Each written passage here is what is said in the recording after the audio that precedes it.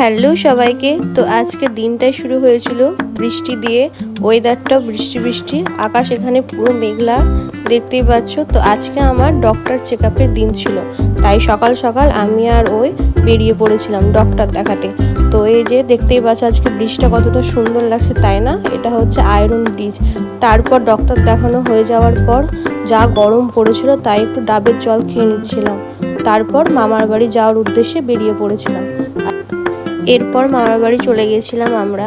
তো স্নান করে আমরাও রেডি হয়ে পড়েছিলাম। আর এইখানে এই যে এটা আমার দেওর হয়, তো ওর আজকে বার্থডে ছিল, তো সেই উপলক্ষে আমরা মামার বাড়ি গেছিলাম। এই যে সবাই এখানে আছে দেখতেই পাচ্ছ, এগুলো মামার মেয়ে হয়, দিদা।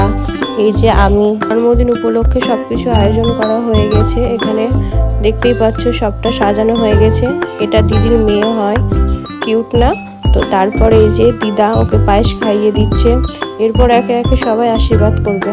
এটা বড় মামি হয় ওকে, তারপর দিদির মেয়েকেও আশীর্বাদ করছে। তারপরে এই যে সবাই দেখতেই পাবে, এবার একে একে আশীর্বাদ করবে। এটাও দিদি হয়। তারপর দিদি বারবার বলছিল ওকে পাশে প্রণাম করতে, তো ও লজ্জা পাচ্ছিল, এর জন্য ও করছিল না। তারপর অবশেষে দেখতেই পেলে তোমরা করেছে। তো এই যে এরপর আমার বর আশীর্বাদ করে নিচ্ছে, পায়েস খাইয়ে দিচ্ছে। তারপর এই যে ছোট্ট পুচকুকেও, ওকেও তাই সেমভাবে ওকেও আশীর্বাদ করে নিল। আসল কথা ওরও এই মাসে বার্থডে, তাই একসাথেই দুজনকে আশীর্বাদ করা হয়েছিল।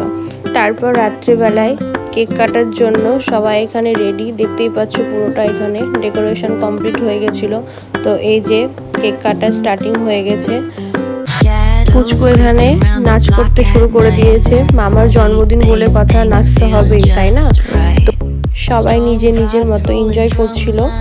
তারপর এখানে সবাই একটু ডান্স করে নিচ্ছিল। এরপর আমরা খাওয়া দাওয়া করে বাড়ি চলে গেছিলাম।